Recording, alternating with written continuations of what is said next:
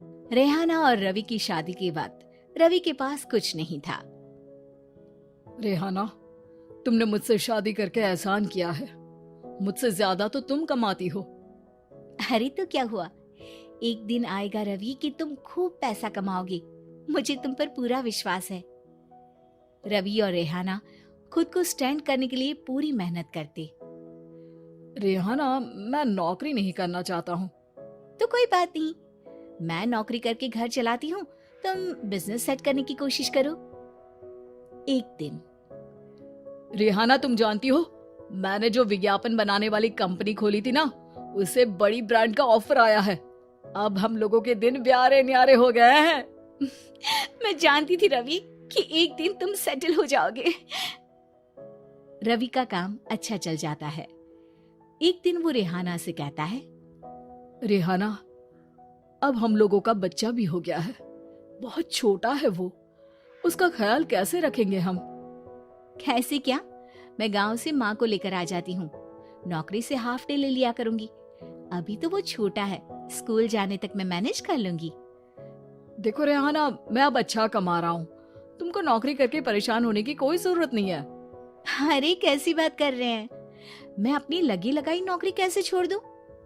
और मैंने तो सुना है हम लोगों को कुछ ही महीनों में सरकारी नौकरी मिल जाएगी। सरकारी नौकरी में कितना कमा लोगी?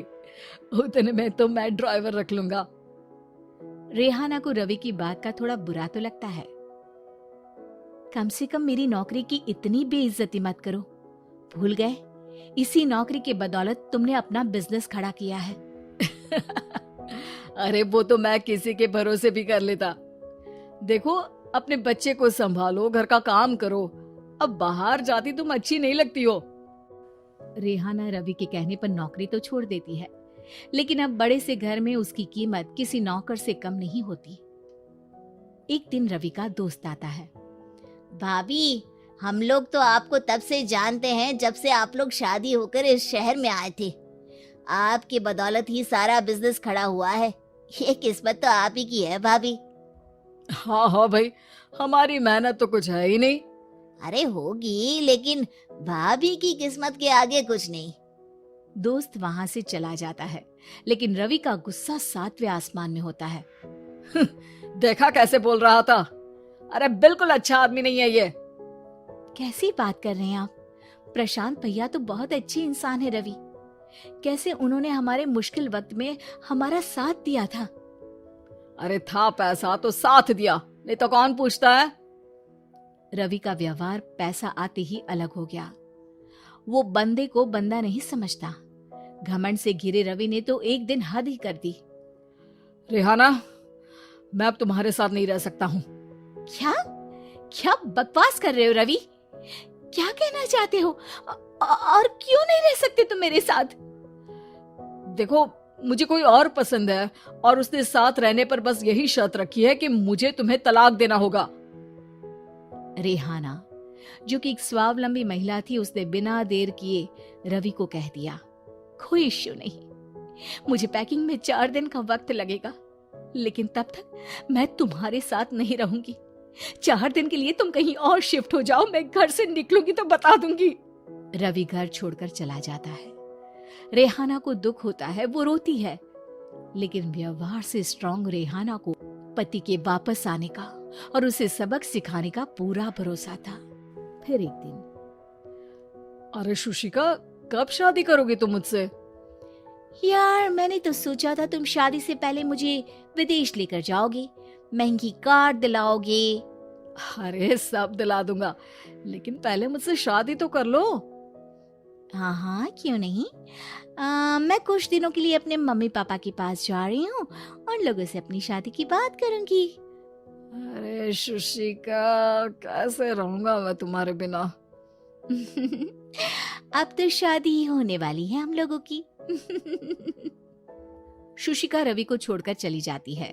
रवि घर आता है, जहाँ रेहाना को ना पाकर उसे सब अजीब लगता है। घर तो रेहाना के बिना कुछ नहीं है, बच्चे की याद भी आ रही है। चलो एक वीडियो कॉल कर लेता हूँ। रवि रेहाना को वीडियो कॉल करता है, लेकिन रेहाना फोन नहीं उठाती। रात को सोते वक्त मन कर रहा है मुन्ने को गले लगा लूं। चलो कोई ना, शुशिका से शादी के बाद मेरे और भी बच्चे होंगे। अगले दिन रवि ऑफिस जाता है जहां टीना खड़ी होती है। सर, आपने अपने नए ऐड के लिए मॉडल की रिक्वायरमेंट डाली थी ना, मैं उसी के लिए आई हूँ। रवि टीना को देखकर खुश हो जाता है। अब शादी हो गई है तुम्हारी? नहीं सर, बस अच्छा सा हैंडसम और अमीर लड़का देख रहे हैं मेरे मम्मी पापा। रवि के दिमाग से तो टीना को देखकर शुशिका का ख्याल भी खत्म हो जाता है। अरे यार, ये लड़की मिल जाए कितनी सुंदर है। शुशिका तो इसके आगे कुछ नहीं है। क्या तुम्हें ऐसा नहीं लगता कि मुझसे मिलकर तुम्हारी ये खोज खत्म हो गई है? आप तो 2 बच्चों की पापा लग रहे हैं। अरे नहीं नहीं, मेरी शादी तो हुई थी, लेकिन बीवी को किसी और से प्यार था, मुझे छोड़कर चली गई। खैर, टीना की दोस्ती रवि से हो जाती है, लेकिन 1 महीने बाद शुशिका रवि के पास वापस आती है। मेरे मम्मी पापा तुमसे मिलना चाहते हैं, लेकिन उन लोगों को ये मत बताना कि तुम पहले से शादीशुदा हो, और हाँ, शादी से पहले अपनी सारी प्रॉपर्टी तुमको मेरे नाम करनी होगी। अरे पागल, अब मैं तुमसे शादी ही नहीं करना चाहता। भला ऐसी लालची औरत से कौन शादी करेगा? तभी वहां टीना आ जाती है। रवि, ये पागल सी औरत कौन है? देखो, तुमने ही कह दिया ना पागल, तो पागल ही है।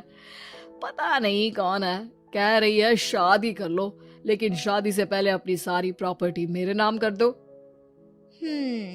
बोल तो सही रही है। वैसे तुम जानती हो, मेरी एक सहेली है, उसके पति ने उसे पैसा आते ही छोड़ दिया, जबकि उसको खड़ा करने वाली ही मेरी सहेली थी। और मुझे भी भरोसा नहीं है। अगर मैं भी तुमसे शादी करूंगी तो तभी जब तुम मेरे नाम अपनी सारी प्रॉपर्टी कर दोगे। अरे हाँ हाँ, क्यों नहीं, बिल्कुल कर दूंगा। रवि और टीना की शादी की तारीख तय हो जाती है। वो अपनी सारी प्रॉपर्टी के कागज लेकर शादी वाली जगह पर पहुंचता है, लेकिन वहां टीना आती नहीं। रवि टीना को मैसेज करता है। कहाँ हो? सॉरी, मैं तुमसे शादी नहीं कर सकती, मुझे तुमसे भी ज्यादा पैसे वाला मिल गया। रवि को गुस्सा आ जाता है। वो गुस्से से सारा डेकोरेशन तोड़ रहा होता है कि वहां रेहाना आ जाती है। सर, क्या हो गया? क्या डेकोरेशन पसंद नहीं आई आपको? तुम यहाँ क्या कर रही हो? मैं यहाँ की डेकोरेटर हूँ। क्या आपको पसंद नहीं आई यहाँ की सजावट?